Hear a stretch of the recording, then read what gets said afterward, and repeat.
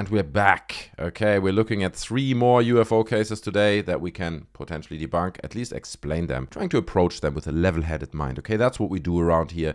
And I appreciate you being here with me. And I just want to say thank you before we get into the actual cases of today. Because in the last video, I expressed a little bit of uncertainty whether I should do longer videos, shorter videos. Was not so sure about the format that I'm currently using. I got so many positive comments. A lot of you guys encouraged me to do even longer videos and saying that you really enjoy watching them, you know, while you eat, and it gave me all kinds of scenarios of how you're watching my videos, which was great. So I just want to say thank you, and obviously I appreciate every single comment from you guys under the video, as well as likes. You know, that always shows me and the algorithm that you're enjoying the show, and that's really all that matters. So in today's video, I have prepared 3 cases that I want to get through. 2 are UFO videos and clips, and we're going to get to those later in the video. But I want to start with something that's a little bit more mysterious. That's not a UFO clip, and that is the disappearance of Pilot Fredrick Valentich, who disappeared 1978 with his plane while having a UFO encounter, allegedly. And his last communication was, "Melbourne, that strange aircraft is hovering on top of me again."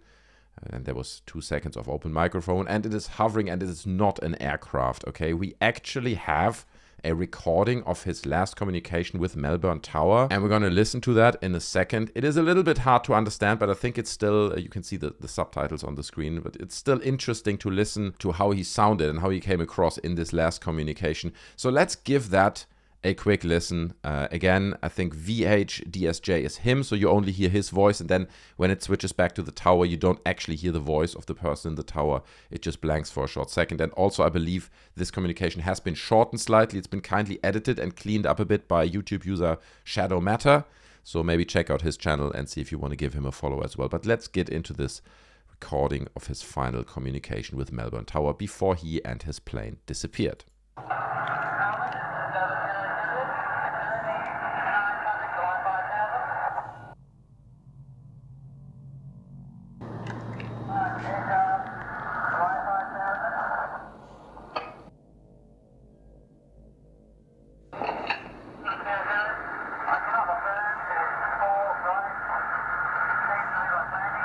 So this is really interesting. Sorry to interrupt here, but obviously the tower in Melbourne asked, like, what kind of aircraft is it? Can you identify it? And he says, well, no, I cannot affirm what it is.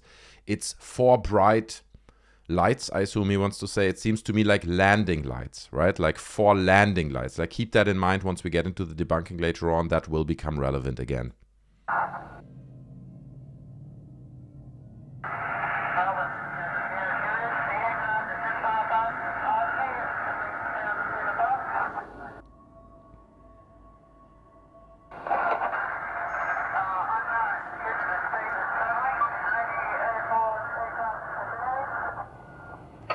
So he wants to know if there are any other aircraft in the vicinity, and they confirm, no, there's nothing there.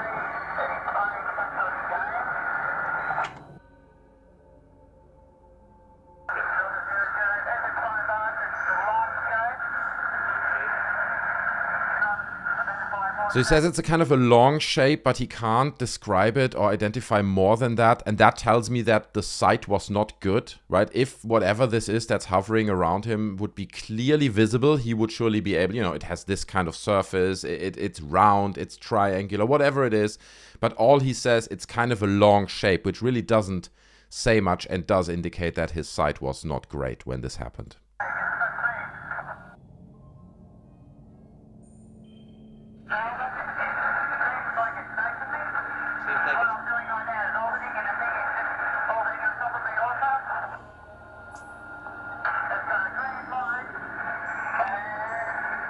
Sort of metallic, so he indicates some kind of reflectiveness. He talks about green lights.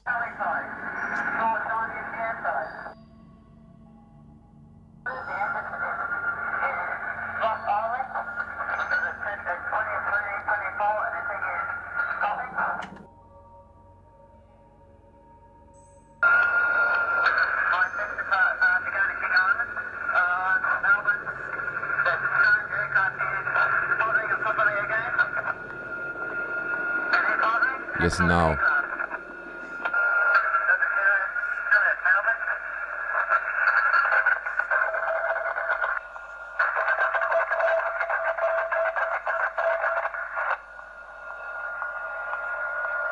So there's a bunch of indiscernible noises in the end, which obviously has the UFO and believer community going nuts, right? They're like, oh my God, okay, there's some strange noises on the radio communication. Aliens, okay, obviously. That's the only explanation what it could be.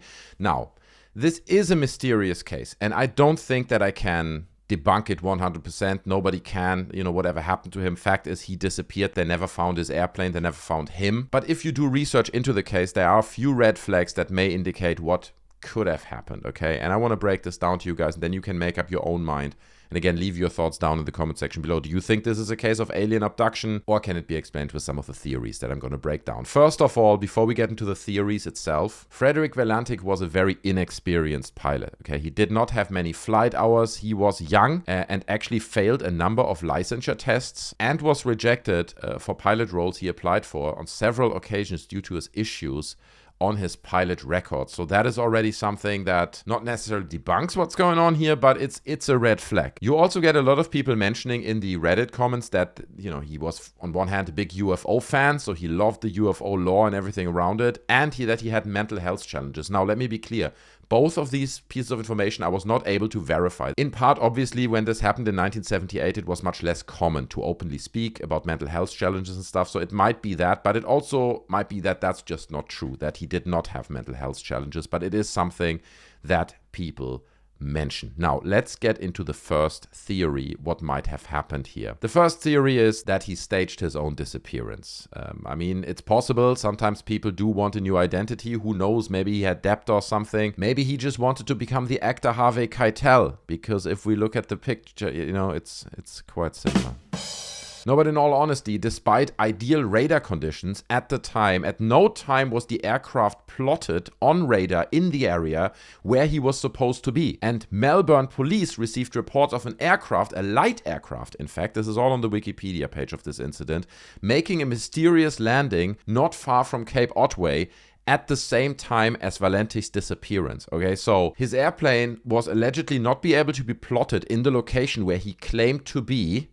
And at the same time, other people reported a light aircraft landing at a different airport, matching the time of his disappearance, which is all kind of indicating that there may have been an element of him just trying to disappear, landing the plane somewhere else, and then starting a new life somewhere. But there's also this element of him potentially being disoriented, right? If he thinks he's flying in a certain location, but he can't be tracked on radar, so he's clearly not in that location. That might just be that he thought he's there when actually he's somewhere else, and there's some disorientation going on, which seamlessly leads me into theory number 2. And that is that an investigation into the incident concluded that the pilot was disoriented. Okay, so experts looked at everything we know about the incident and concluded that he was disoriented and that he potentially was flying upside down, and that the lights that he was seeing, for him looking like they're hovering above him, are actually the reflections of his own landing lights in the water. And when he describes that he felt like the lights are getting closer and closer, it might just him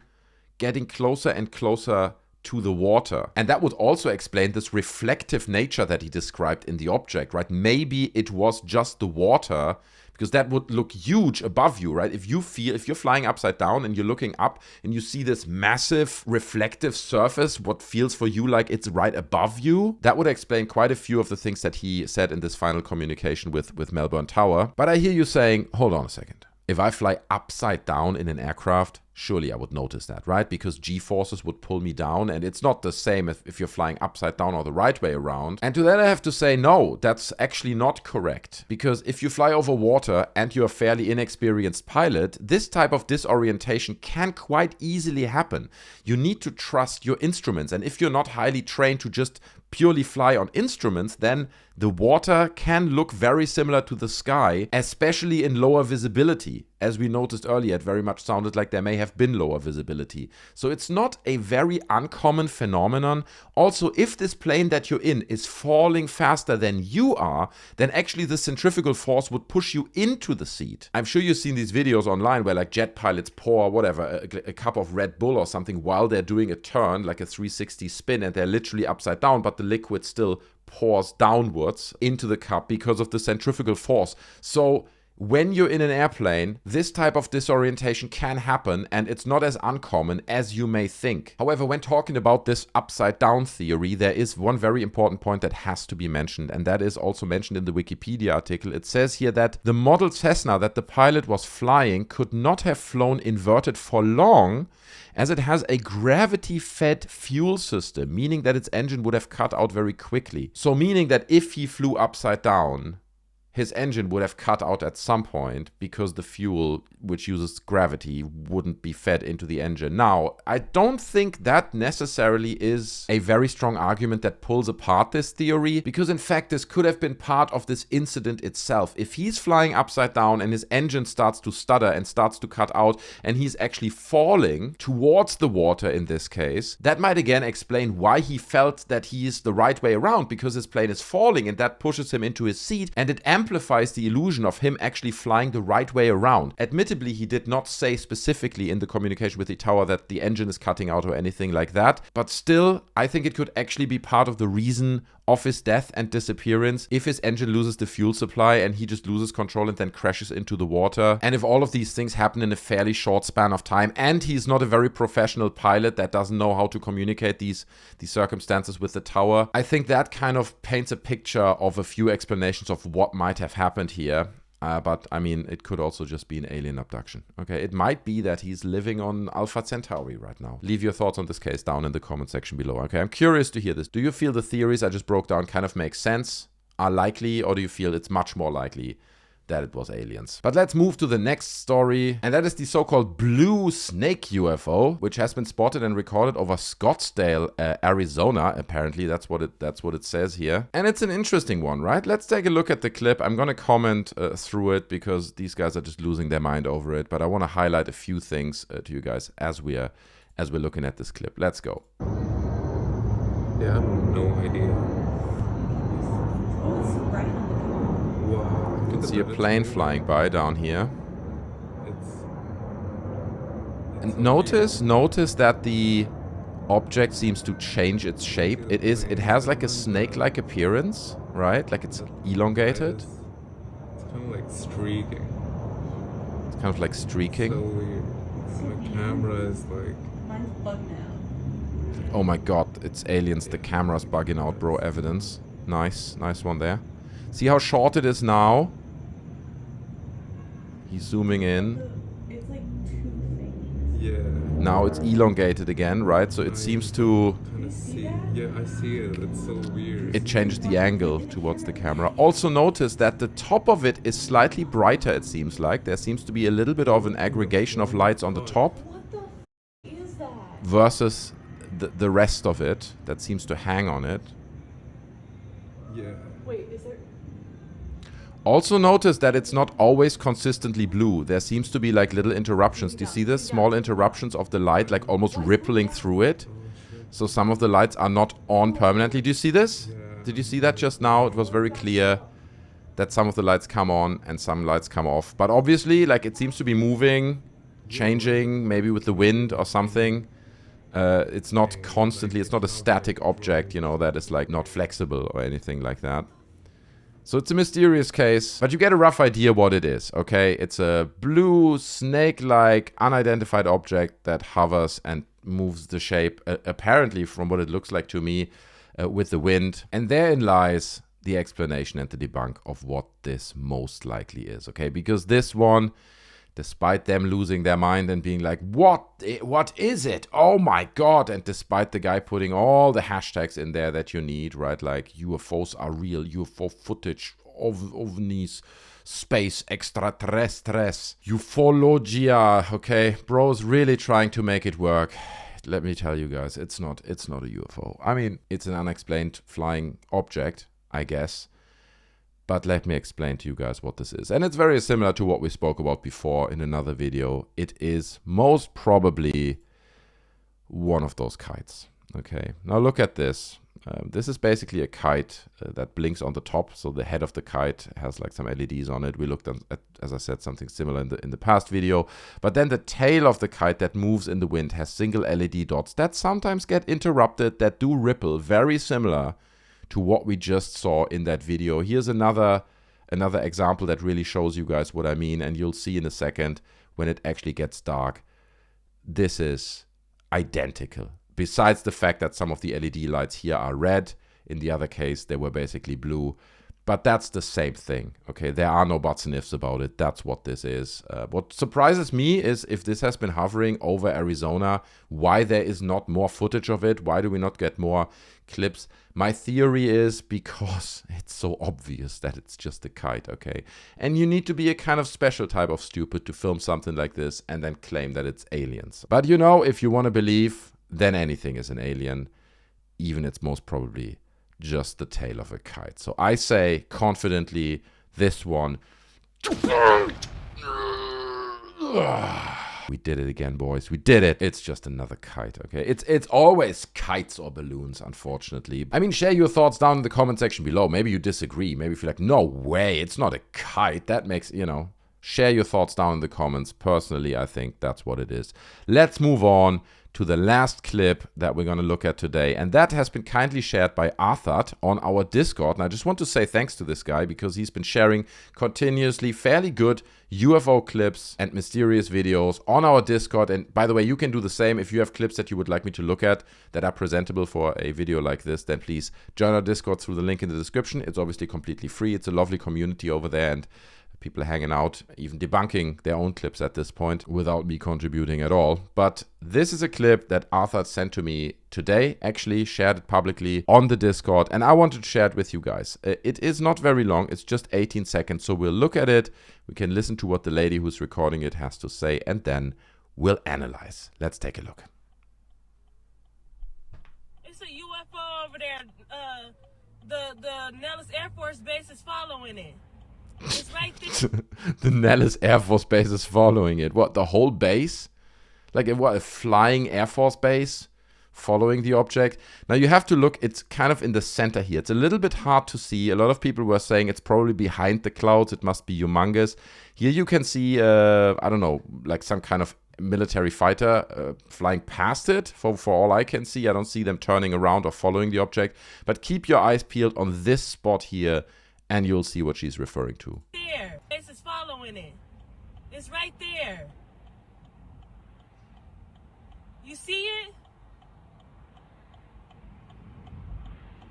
Do you see it? They following. First of all, why is the video just cutting out? Where's the rest of the video? That's what people in the comments said as well. Like, where's the freaking rest? It's 18 seconds. Can we please get more of this video? Also, she says, she states down here in the description, also I saw multiple jets flying towards it. Well, that's not what I saw, okay? The jet that I see here, at best, flies past it. It does not seem to fly towards it at all or do any effort of like moving towards this, what this alleged object is. But I do appreciate that she's following the UAP video regulations, which say that no video can ever be longer than 25 seconds. Okay, it's got to stay under the 25 seconds.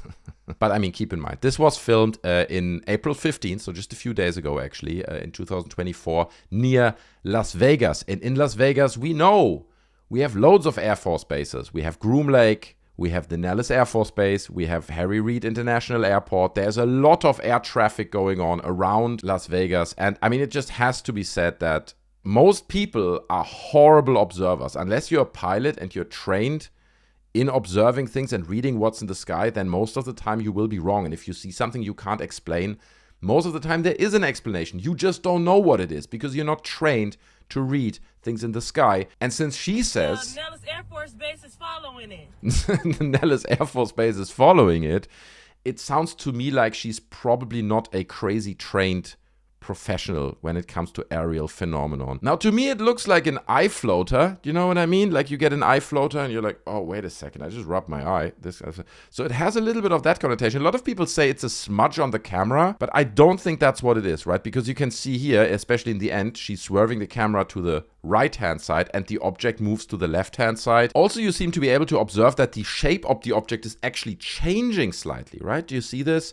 It's not like a steady shape. You see now at this point it gets a bit elongated. It's not very clear to see because she clearly recorded this with a potato, but she's trying her best. I also want to exclude that it's CGI. I don't think it's CGI because if you would try to fake a CGI UFO case, you wouldn't make it as subtle as this, right? You would probably do something that's a bit more in your face, that looks more like a UFO, even it's just like a black shadow that's similar to that jet flying by. So I don't think it's a smudge on the window. And I mean, again, leave your comment underneath if you think it's a smudge, that's fair. I don't think it's CGI, so what could it be? What could it be? And a few people made some good comments, and I think that very much aligns with what I think this is.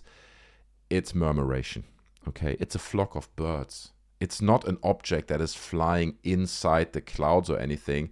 The reason why it does look semi-translucent is because it's a flock of birds. That's how birds look when they are far away. And that's also why it slightly changes its shape and you can see it flying across the sky almost as a unit. And the fact that she loses her mind over it and the whole UFO subreddit on Reddit also loses their mind over it is once again just a testimony to the lack of critical thinking in this community, because that's most likely what it is. There should just be one comment on top that says it's murmuration, it's birds, guys, and then everyone should agree and we're moving on. But the truth is, people are like, oh my god, it could be this, it could be that, and they're speculating wild. I mean, I'm curious to hear your thoughts again, but it could also be a plane's shadow, theoretically, if it's a plane that flies above the clouds, casts a shadow onto the clouds. Not impossible, but that would make it a very, very big plane. I think it's less likely. I also like that it's got Nope vibes, right? Like the Jordan Peele movie. It's got a little bit of the vibes of that thing flying through the sky there as well. So it's a nice, mysterious clip. It's fun to look at. I enjoyed it. I enjoyed the subtleness of it. And you got to give it that lady that she spotted that. You know, she got a sharp eye. But despite her spotting it, she wasn't able to identify what it is. And, you know, at the same time, maybe there's also a sensationalist aspect to it where she basically knows it's a flock of birds. But, you know, it looked kind of mysterious on the camera, and she's just trying to grow her Instagram or whatever social platform she's trying to grow. So I guess we won't know, but that's what it is. It's a flock of birds, okay? And again, I think I can confidently say we debunked this one. Anyway, that's it for today, guys. I hope you enjoyed this breakdown of those clips. Again, share your clips with me over on the Discord. You can give me other suggestions down in the comments as well. I'm always happy to look at your guys' suggestions, because one argument that a lot of people always make is like, well, you're just picking the easy cases you can debunk. It's like, no, dude, if you actually go back and look at some of the other videos, there were videos I couldn't explain. I could put theories forward, kind of similar to the first case we spoke about today, but I can't really debunk them. But then the last two we looked at today, Flock of Birds and the Kite, I think confidently we can say that those are debunked, at least in my opinion. But I appreciate you hanging out. I appreciate you spending your time on these videos, enjoying them together with me and looking at these cases. Again, if you made it to this point in the video, don't forget to smash the like button. I really appreciate it, because as you know, we YouTubers, we feed off likes. Okay, we need them. Also, don't forget to subscribe, because I'd hope to see you in further videos in the future. So thanks so much for hanging out. Thanks for enjoying these clips with me, and I see you next time. Take care of yourselves. I'm out. Bye.